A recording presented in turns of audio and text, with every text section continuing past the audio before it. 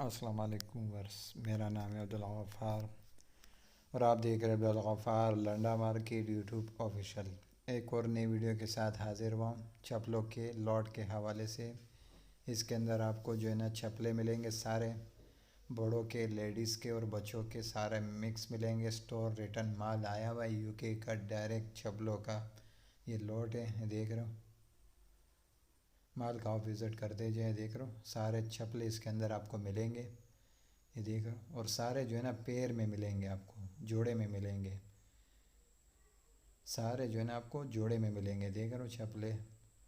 माल का आप विज़िट करते जाए, ये देख रहे हो बिल्कुल साफ़ सुथरा माल है।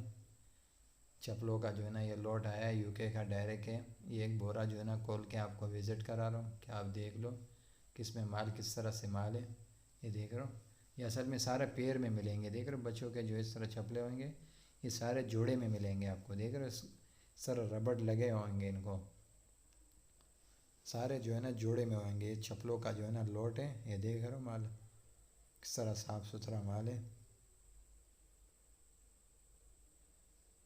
ये देख रहे हो। ये देख रहे हो ये सारे जोड़े में होंगे, देख रहे हो किस तरह साफ़ सुथरा माल है। यूके का जो है ना डायरेक्ट चप्पलों का जो है ना लॉट है, देख रहे हो।